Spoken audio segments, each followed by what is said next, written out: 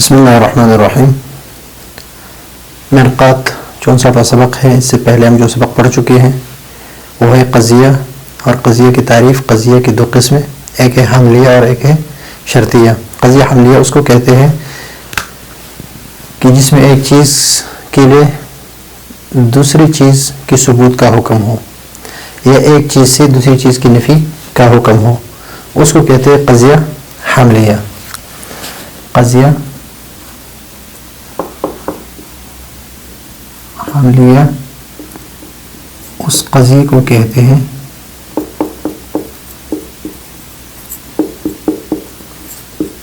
کہ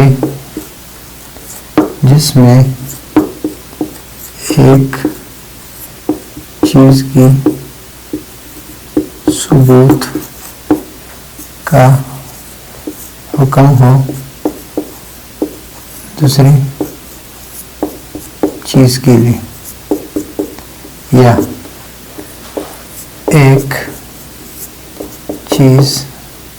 یا ایک چیز کی نفی کا حکم ہو دوسری چیز سے. یہ ہے اس کی تعریف کہ قضیہ حملیہ اس کو کہتے ہیں کہ جس میں ایک چیز کی ثبوت کا حکم ہو دوسری چیز کے لیے یا ایک چیز کی نفی کا حکم ہو دوسری چیز کے لیے. تو یہ ہے، اگر ثبوت کا حکم ہو تو یہ ہے موجبہ، یعنی اس کو موجبہ کہتے ہیں، اور اگر نفی کا حکم ہو تو اس کو سالب کہتے ہیں. آگے سبق اس میں ہم تفصیل سے پڑھیں گے. كقولك زید قائم، زید قائم وزید لیس بقائم. تو یہاں پر قیام کی ثبوت کا حکم ہے زید کے لیے، اور یہاں پر قیام کی نفی ہے زید سے.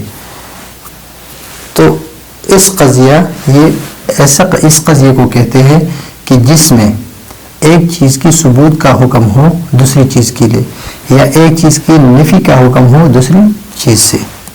تو اس کو کہتے ہیں قضیہ حملیہ. اور قضیہ شرطیہ فما لا يكون فيه، فما لا يكون فيه، اور ما سے مراد قضیہ شرطیہ ہے. ذالک الحکم، یعنی یہ حکم اس میں نہ ہو کہ ایک چیز کی ثبوت کا دوسری چیز کی نفی کا حکم ہو، اس طرح نہیں ہے، بلکہ اس میں کیا ہے، اس میں یہ ہے کہ جب ایک قضیہ کو مان لے تو دوسرے قضیے کی ثبوت یا نفی کا حکم لگایا جائے. ایک چیز کی اگر آپ نے ایک قضیہ مان لیا تو ایک قضیے کے ماننے سے دوسرے قضیے کی ثبوت یا نفی کا حکم لگایا جائے تو اس کو کہتے ہیں قضیہ شرطیہ. مثلا یہاں پر ہے ان كانت الشمس طالعة فالنهار موجود. ابھی یہ قضیہ ہم نے مان لیا کہ الشمس طالعة، تو ان كانت الشمس طالعة فالنهار موجود. تو یہاں پر ہم نے دن کی وجود یعنی ثبوت کا حکم لگا دیا کہ دن موجود ہے، دن موجود ہے.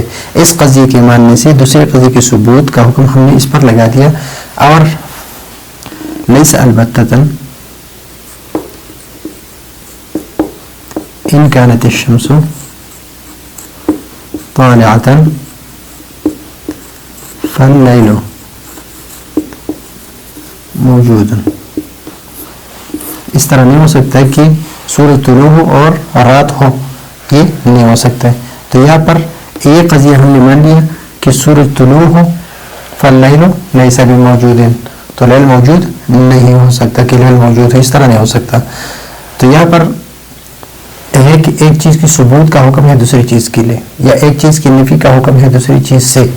یہاں پر ہے کہ ایک قضیے کو ہم مان لیں تو دوسرے قضیے کی ثبوت یا نفی کا حکم لگایا جائے تو اس کو کہتے ہیں قضیہ شرطیہ. آگے جو سبق آ رہا ہے آگے سبق میں قضیہ شرطیہ اور قضیہ حملیہ کی دوسری تعریف ہے جو قیلہ کے ذریعے سے ذکر ہے. تو یہ وہ سبق جو ہے وہاں پر ہم انشاءاللہ تفصیل سے پڑھیں گے کہ اس میں بھی یہی ہے کہ اگر دو قضیوں کی طرف کھل جائے تو وہ قضیہ شرطیہ ہے. اگر ایک قضیے کی طرف اگر دو مفردوں کی طرف کھلے یا ایک مفرد ایک قضیے کی طرف کھلے تو وہ قضیہ حملیہ ہے. تو یہ ہے آج کا ہمارا سبق. اگلے سبق کے لیے اجازت چاہتے ہیں. اللہ حافظ.